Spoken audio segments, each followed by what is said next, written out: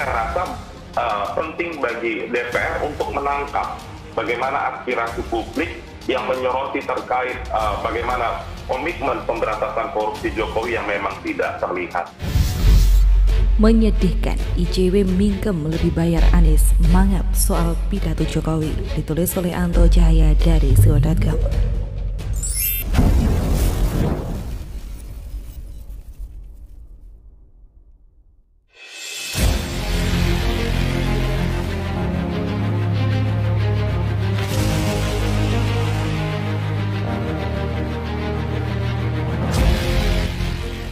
Ujian dan asahan menjadi dua sisi mata uang yang tidak terpisahkan.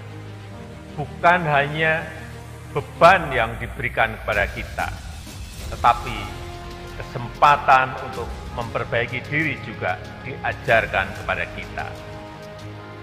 Tatkala ujian itu terasa semakin berat, asahannya juga semakin meningkat.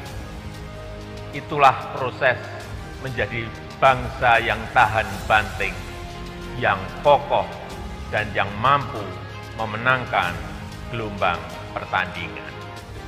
Negara terhadap pemberantasan korupsi ini jelas semakin menurun. Kenapa? Satu, korupsi semakin terstruktur, baik di dalam perundang-undangan, juga mengakar kepada institusi penegak hukum di Indonesia, mulai dari kepolisian, kejaksaan, sampai Mahkamah Agung. Jadi saya pikir pasca reformasi ini belum ada perbaikan sama sekali.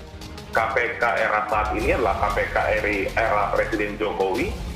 Kita juga bingung apakah memang pemberantasan korupsi seperti ini yang diinginkan oleh Presiden Jokowi, karena kalau pemberantasan korupsi seperti saat ini, maka janji politik dari Joko Widodo sebelum menjadi presiden pada tahun 2014 dan 2019 sebenarnya patut kita pertanyakan apa yang diucapkan oleh Presiden Jokowi ketika menyampaikan pidato kenegaraan di DPR. Beliau mengatakan pemerintah benar-benar komitmen untuk memberantas korupsi. Akan tetapi kami melihat justru sebaliknya. Masalah pungutan liar. Ya, dulu sebelum zaman Pak Jokowi banyak. Di tempat saya itu di Blitar usaha telur. Ya, itu yang namanya truk pengangkut telur. Zaman dulu, waduh, nggak usah diceritain lah bagaimana punglinya. Sekarang relatif lebih baik. Ini kan yang dirasakan oleh rakyat. Kalau kita menggunakan teori negara hukum, maka ada dua indikator penting, bagaimana struktur hukum dan substansi hukum. Dan kedua hal itu tidak terlihat ada perbaikan. Justru yang terlihat ada upaya untuk mengkerdilkan upaya pemberantasan korupsi. Nah, jadi saya rasa ada hal-hal yang memang fundamental yang tidak terlihat dari rezim pemerintahan Pak Jokowi terkait dengan upaya pemberantasan korupsi. Saya beri 100 hari juga ke ICW untuk membuat pernyataan apapun yang terkait dengan itu. Memang ICW itu siapa?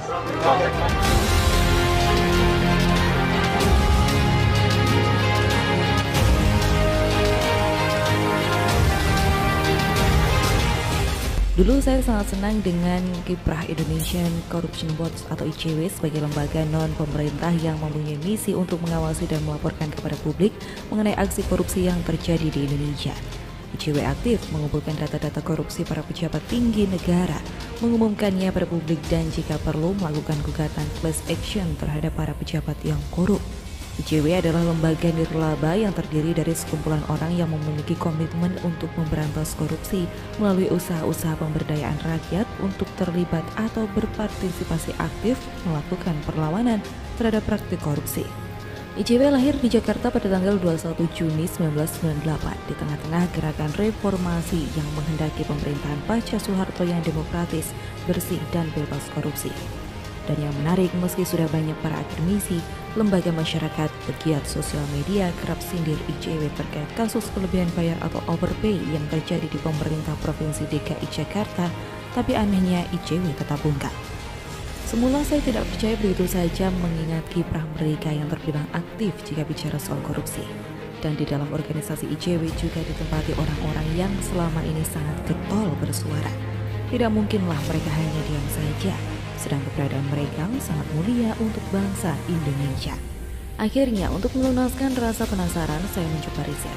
Melalui Google, saya mengetik kata kunci ICW soroti kasus kelebihan bayar DKI Jakarta. Dan memang benar, setelah saya cari-cari, tak ada satupun kasus lebih bayar Pemprov DKI Jakarta disorot oleh ICW. Tak menyerah, saya coba berkali-kali, hasilnya sama, nihil. Wah, sungguh istimewa benar kasus lebih bayar Pemprov DKI Jakarta dengan gubernurnya Anies Baswedan ini. Sakti batinku dalam hati. Padahal ICW selama ini dikenal cerewet sekali. Bahkan soal kerawanan korupsi pun mereka kadang mengingatkan. Tapi kasus overpay Anies Baswedan ini bukan lagi rawan, tapi sudah kejadian. Kelebihan bayarnya terjadi bukan sekali dua kali, tapi berkali-kali. Tentu menjadi pertanyaan masyarakat luas, ada apa antara ICW dengan Anies Baswedan? Mengapa mingkem soal kasus overpay Pemprov DKI Jakarta yang sudah sering diangkat media, tapi mangap soal pidato Jokowi di sidang umum MPR RI pada 16 Agustus 2021. Pada pidato Jokowi yang banyak pihak memuji tersebut, ICW mengambil celah dengan menyoroti pidato Jokowi yang tak menyinggung soal pemberantasan korupsi. Tidak ada yang keliru dengan pandangan ICW, karena itu memang bagian dari cara eksistensi mereka. Akan tetapi ini terasa sangat hambar. Mereka sangat jeli jika terkait dengan Jokowi, tapi tutup mata, tutup telinga jika yang menyangkut Anies. Asal yang terkait Jokowi disikapi sangat serius dan dicari-cari, bahkan orang-orang di lingkar istana pun tak luput. Seperti halnya serangan kepada Jenderal Muldoko yang terkesan mengada-ada. ICW malah menuding Ketua Umum Himpunan Kerukunan Tani Indonesia atau HKTI Muldoko berburu rente dari upaya memperkenalkan obat COVID-19 Ivermectin. Bikin rakyat tergelak tertawa. Sudah seharusnya ICW minta maaf kepada masyarakat. Ngawur membunuh karakter orang. Jadi sikap ICW saat ini pas jika disamakan dengan pepatah leluhur yang legendaris. Gajah di pelupuk mata tidak tampak, semut di seberang lautan tampak. Berarti kebenaran seseorang yang jelas ada tidak dibicarakan, namun kesalahannya sangat kecil dibesar-besarkan. Dan untuk mengingatkan Anda, berikut saya sertakan kasus kelebihan bayar di pemerintah Provinsi DKI Jakarta dengan gubernurnya Anies Baswedan, plus bonus kasus lain yang seksi. Pertama, kelebihan bayar pembinaan alat pemadam kebakaran senilai 6,5 miliar rupiah. Kedua, kelebihan bayar subsidi kepada PT Transjakarta senilai 415,922 miliar rupiah. Ketiga, kelebihan bayar proyek pembangunan PLTS atap on-grid di sekolah negeri Jakarta senilai 1,12 miliar rupiah. Keempat, kelebihan bayar pengadaan rapid test dan masker yang ada kelebihan bayar 7 miliar rupiah. Kelima, kelebihan bayar 6,5 miliar rupiah pengadaan mobil kebakaran. Keenam, kelebihan bayar subsidi Public Service Obligation atau PSO ke PT Transjakarta tahun 2018-2019 yang mencapai 415 miliar rupiah. Ketujuh, temuan dari BPK, pemerintah Provinsi DKI Jakarta masih membayar gaji dan tunjangan kinerja daerah kepada pegawai mereka yang telah wafat atau pensiun pada tahun 2020. Total jumlah dana yang dibayarkan 862,7 juta rupiah. Kedelapan, BPK menemukan pemborosan anggaran pengadaan masker N95 yang dilakukan Pemprov DKI Jakarta tahun anggaran 2020 senilai 5,8 miliar rupiah. Kesembilan, kasus tanah muncul mengakibatkan kerugian keuangan negara setidak-tidaknya sebesar sejumlah 152,5 miliar rupiah. Dan ke-10, DP Formula E yang tidak jelas keberadaannya ditaksir 1,1 triliun lebih. Angka serta berita tersebut sudah sering menghiasi media. Mari gunakan akal sehat. Jika kasus overpay Pemprov DKI Jakarta ini sebuah ketidaksengajaan, mengapa sampai terjadi berulang kali?